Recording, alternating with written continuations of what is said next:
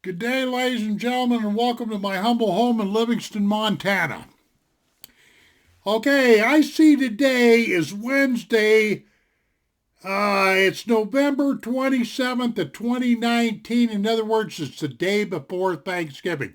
Tomorrow is Thursday, the 28th, I do believe, and it's Thanksgiving.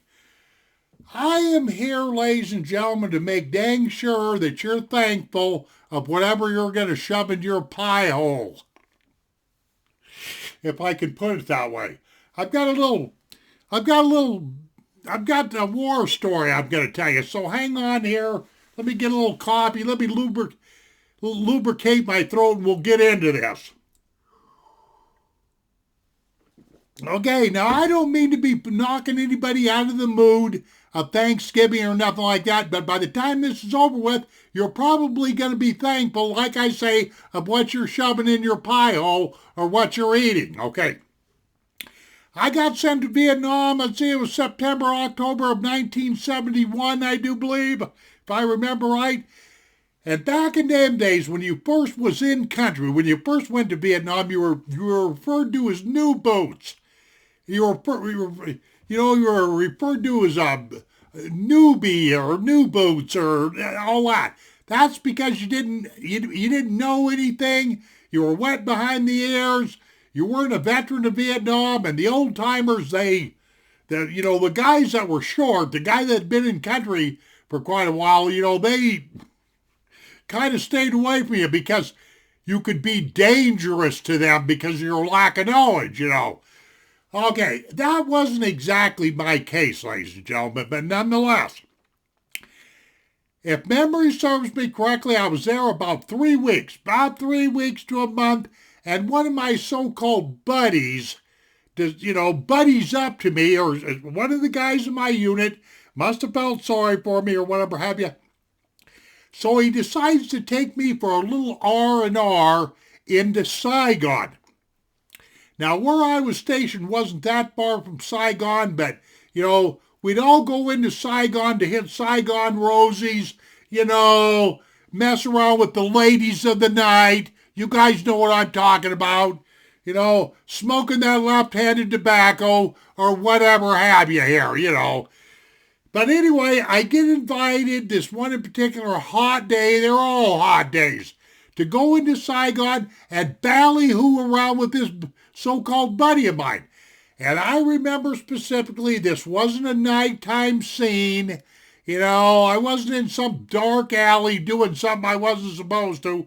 This whole thing took place in the middle of the day. Well, it was actually in the afternoon hours. But we'd been out doing something.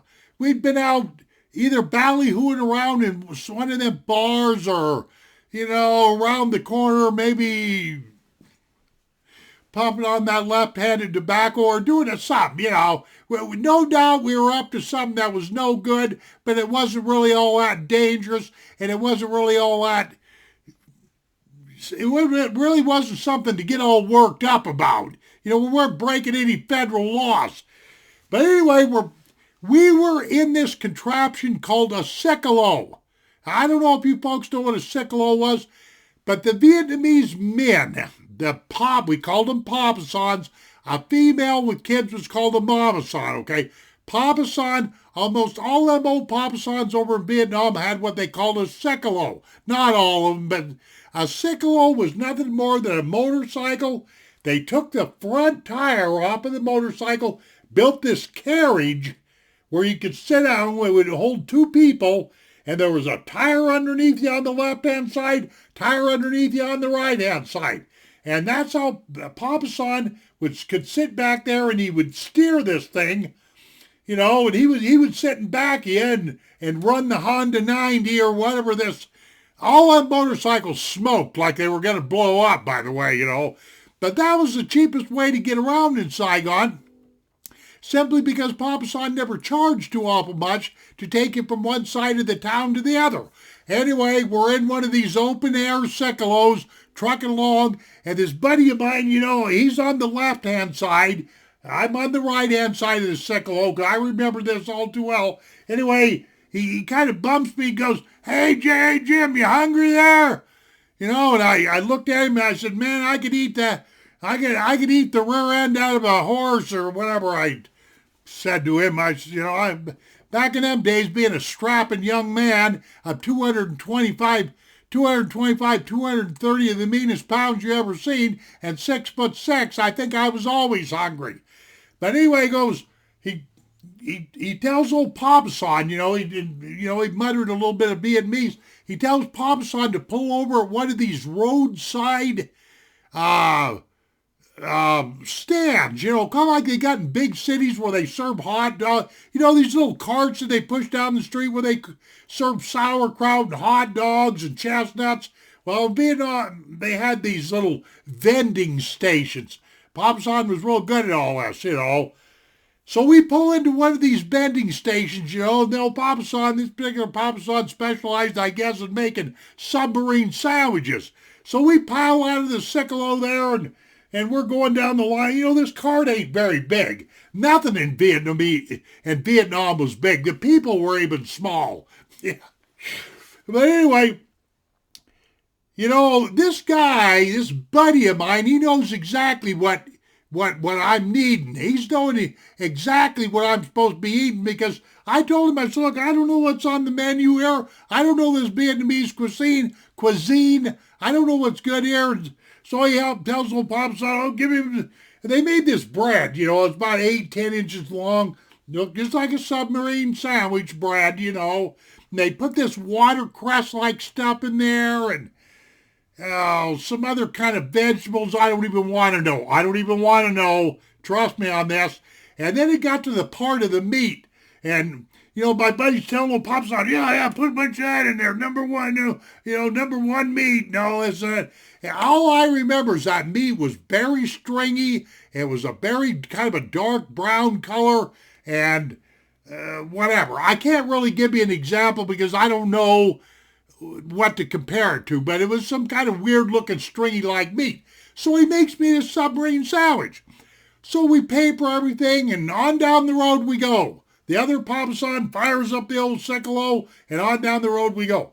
Well, we get on the road about a half a mile, and I'm hogging into this submarine sandwich. I mean, I'm a glutton. I'm wolfing this thing down. You know what I mean? I'm inhaling this submarine sandwich.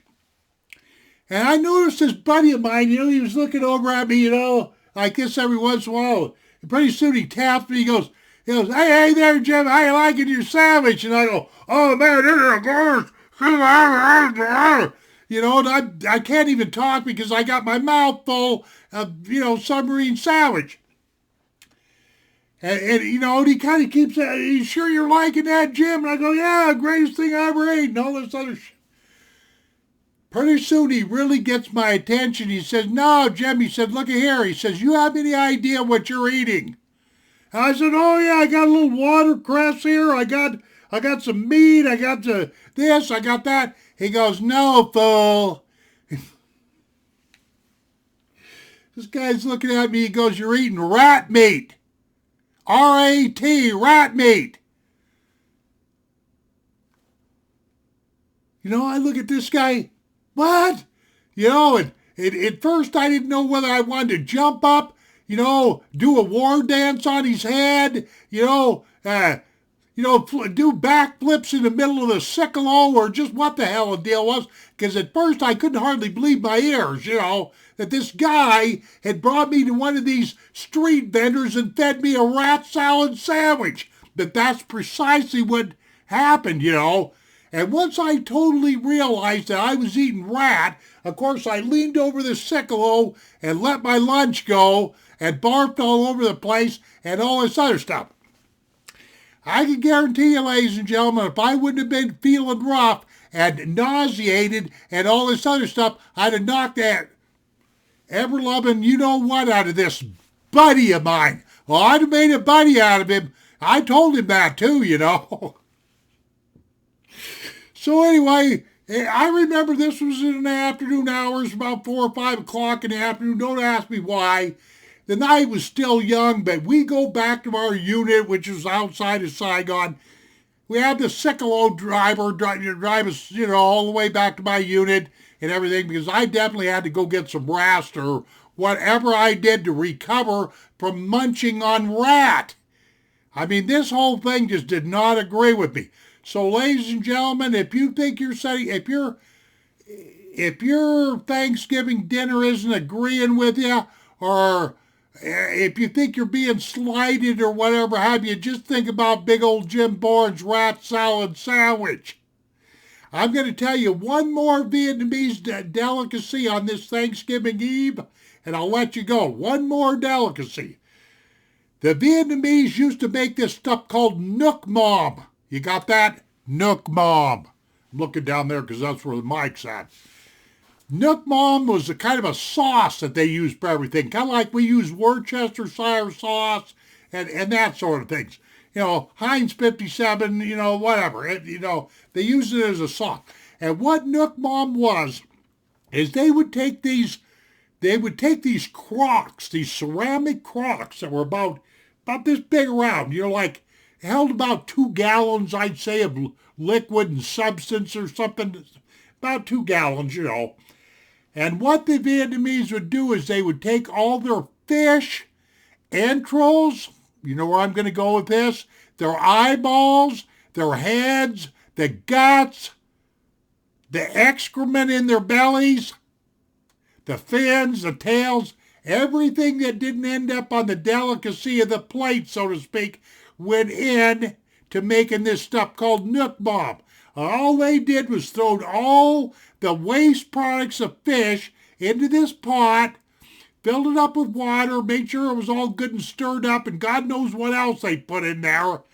And they put a lid on this, and they would take this ceramic Nuoc Mam pot and bury it in the ground. They'd make sure the lid was at least a foot below the surface of the earth, okay? Now remember, in Vietnam, it got, the hottest I ever seen it over there was 130 degrees. 125 in the shade that day, by the way. They would leave that Nuoc Mam mixture in the earth for 30 days before they took them pots out, and took the lids off, and then they would strain the juice off and whatever. I wasn't too big on eating this Nuoc Mam stuff because when they would uncover a Nuoc Mam pot, you could smell it for 200 yards. That was some of the stinkiest stuff I ever smelled in my life. But they would strain that stuff off and use it like a spice, like we use Worcestershire sauce or A1 sauce. You get the idea here. So, ladies and gentlemen, what I'm basically trying to tell you, I hope you're enjoying your Thanksgiving meal. Because I can guarantee you that whatever you're eating is probably one heck of a lot better than a rat salad sandwich and Nuoc Mam. I thank you very much for visiting me here in my home in Livingston, Montana. We shall see you on down the trail. Take care of yourselves and adios, my friends.